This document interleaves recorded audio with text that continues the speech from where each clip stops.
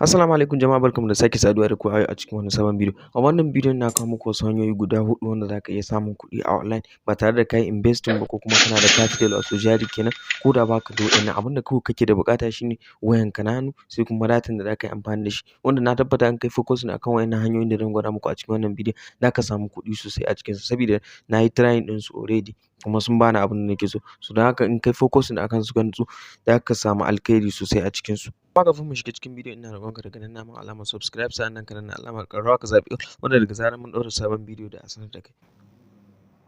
So hanya na farko na samun kuɗi a online ba tare da investing ko capital ba shine freelancing. Wato freelancing, idan aka ce freelancing shine misali Allah ya baka wani baiwa, kana da wani baiwa, akwai wani abin da ka iya. For example ni already na iya misali in ce photo editing ko kuma video editing dai hakan nan. So za ka iya zuwa kai creating account a cikin, akwai different platform wanda ake amfani da su, akwai Upwork, Fiverr da freelancer. So za ka iya zuwa kai zaɓi ɗaya daga cikinsu, akwai guru ma. So kai creating na account ɗinka, ka yi tallata wannan baiwan da Allah ya baka. Misali ni photo editing ne, so zan je na yi creating account ɗina as a photo editor. So nan na samun client, wanda client ɗin ba ma mutanen mu na nan Hausawa bane, Turawa ne. So za ka ga wani aikin ƙarami za ka yi wa mutum ya biya ka in dollar da ana biyan ka, ba wai in naira ba. So za ka ga ka yi making kuɗi sosai idan kai focusing akan wannan. Wanda idan kana da sha'awan buɗewa za ka iya zuwa, akwai Upwork, Fiverr da Guru da freelancer.com. So za ka iya zuwa waɗannan ka yi choosing ɗaya daga cikin wannan platform ɗin, ka yi creating na account ɗinka, ka fara making kuɗi a cikin wannan, a cikin waɗannan website. So sai hanya na biyu kuma akwai affiliate marketing. Affiliate marketing shine misali za ka karɓo kaya, za ka yi tallan wani product. Idan ka yi tallan wani product, duk wanda ya bi ta ƙarƙashin ka ya siya wannan product ɗin za ka samu 10% na commission, za ka samu wani commission. For example, in product ɗin da kai tallansa ko da ya kai $1 million ne, so kana da 10% a cikin duk wanda ya siya ta wannan hanyar ka. Wanda wannan baya da wani wahala kuma abu ne wanda yanzu haka yake tafiya sosai, ana yawan yin sa. Ko da za ka shiga online za ka ga ana yawan yin affiliate marketing. Ko da kana kallon videos na wasu YouTubers ɗin, wanda idan ka kalli videos ɗin a ƙasan description na bidiyon su za ka ga suna sa maka kyamarar da suka yi amfani da shi da mic da dai sauransu. Za ka ga sun sa maka link wanda kana dannawa za ka ga ya kai ka ko Amazon ko kuma wani platform ɗin da suke shopping, online shopping platform. So za ka ga ya kai ka wajen akan ka siya kalan wannan mic ɗin da suke amfani da shi ko kyamara ɗin. So idan ka siya su kuma za su samu commission, wanda wannan baya da wani wahala. Kawai abin da kake buƙata za ka je ka yi creating account akwai different platform, akwai like Amazon, akwai irin su Adsterra da dai sauransu dai. Za ka iya zuwa kai creating account as a affiliate. Idan kai creating account ɗinka za su baka tallan wani product, ka je ka yi promoting ɗinsa a ƙasan description na bidiyon ka ko kuma a account ɗinka, ka je ka yi promoting. Wannan na tabbatar maka in kai focusing akan wannan affiliate marketing ɗin nan za ka yi making kuɗin da ba ka yi tunani ba gaskiya. So za ka iya zuwa ka yi trying ɗinsa.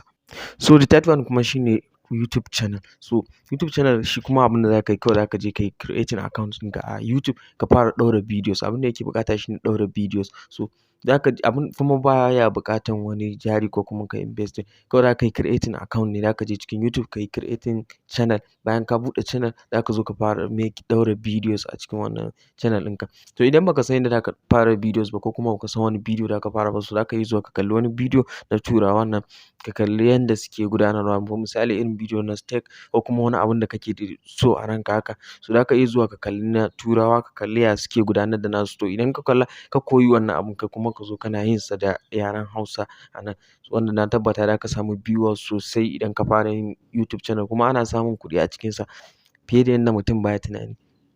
So the last one kuma, wanda kuma shine zan ce muku kusan the best a wajena, shine blog website. Shine website haka.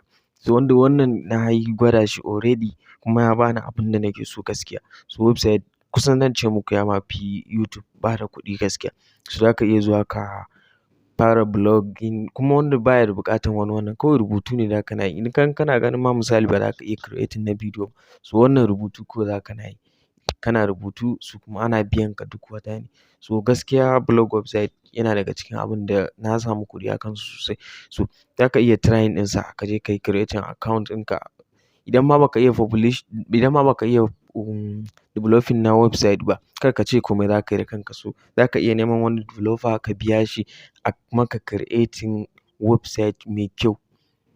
Idan kuma ka iya shi kenan zaka iya zuwa for Blogger, WordPress da dai sauransu dai ka buɗe website ɗinka. So amma make sure in baka iya ba gaskiya ya kamata ka nemi wani ne ya buɗe maka, a sassaita maka abubuwan sabida yanda zaka na samun visitors, traffics a website ɗinka domin kana samun kuɗi daga cikinsu sosai.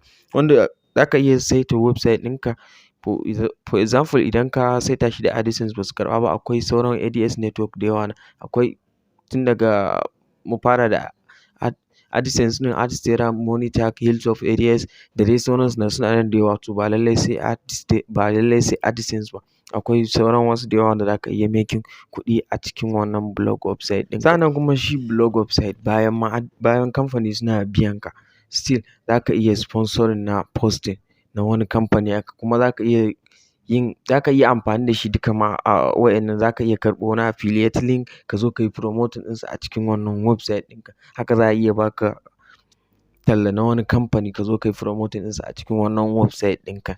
Duka kaga ka samu wasu hanyoyi daban na samun kuɗi da wannan blog website ɗinka, ko da ace ba da kamfanin ba. So kuma idan ka haɗa da kamfani ga affiliate ga kuma wata kamfanin sun baka talla, so kaga zaka samu kuɗi a cikinsu sosai. So waɗannan su ne kaɗan daga cikin hanyoyin samun kuɗi wanda na zo muku da shi. So idan wannan bidiyon ya burge ku, kar ku manta da subscribe, like and share.